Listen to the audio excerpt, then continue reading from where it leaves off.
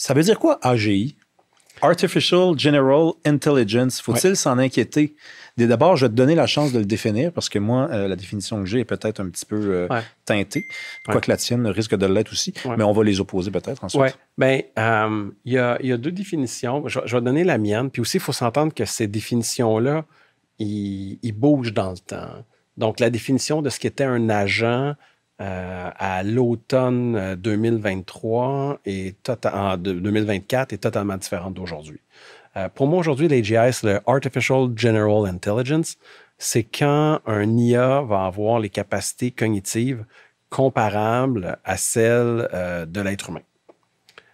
Et l'ASI, qui est le Artificial Super Intelligence, c'est quand tu as une intelligence artificielle, que son intelligence est supérieure à l'être humain le plus intelligent.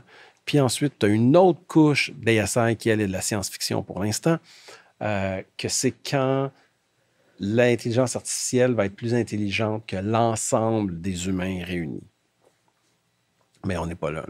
Mais est-ce qu'on est proche de la première, la AGI? Ben écoute, moi là-dessus, puis ça, il y a des gens là, qui s'emportent contre moi sur LinkedIn avec ça, là, qui m'insultent et tout.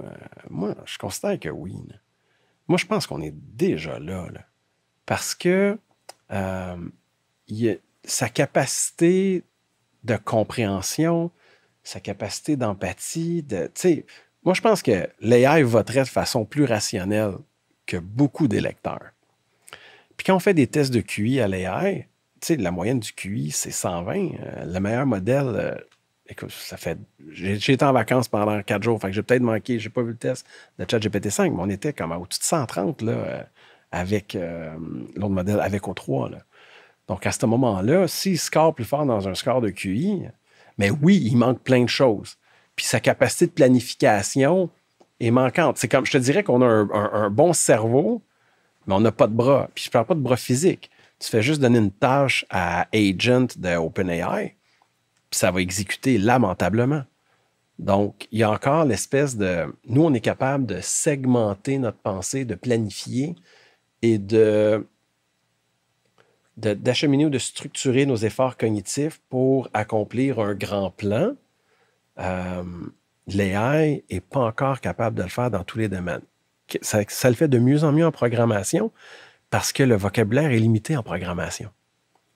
On pense à ça, mais la programmation, c'est un langage qui est simple, qui n'a pas beaucoup de mots, de combinaisons, puis de grammaire. Il y a beaucoup de combinaisons, mais il y a un nombre limité, disons. Oui, c'est ça, exactement. Donc, c'est ça.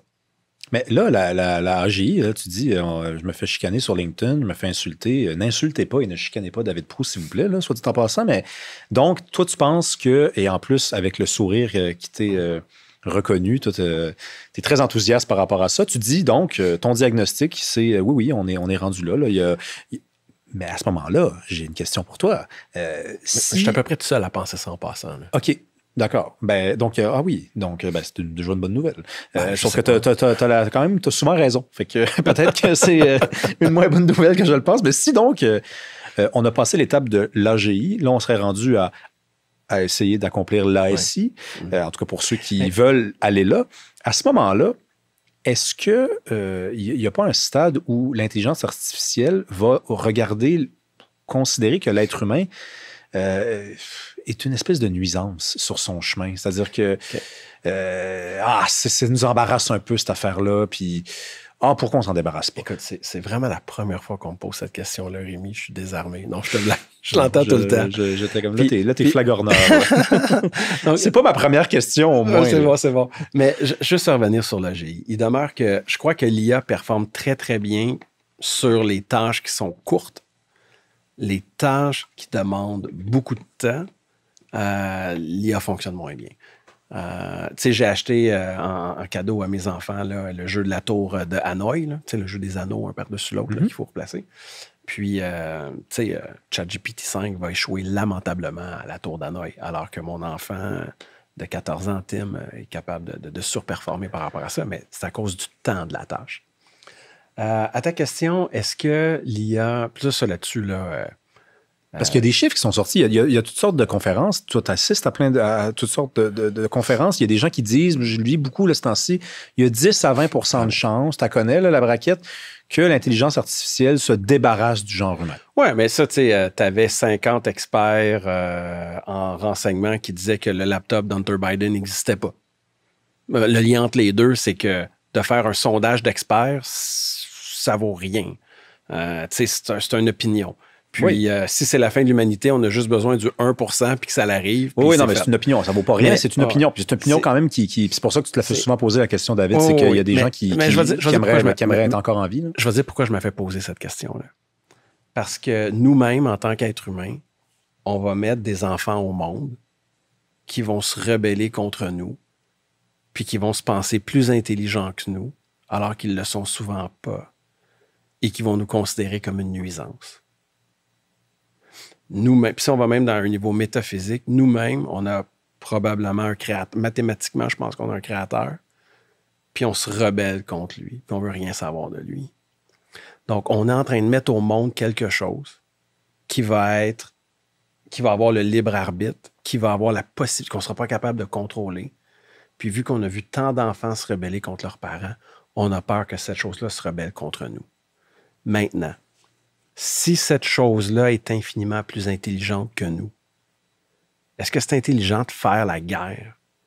Est-ce que c'est intelligent d'exterminer quelque chose de moins... De la même manière que tu vas avoir des enfants qui vont se plaire à tuer des grenouilles, ben c'est rarement les plus intelligents qui vont se plaire à tuer des grenouilles.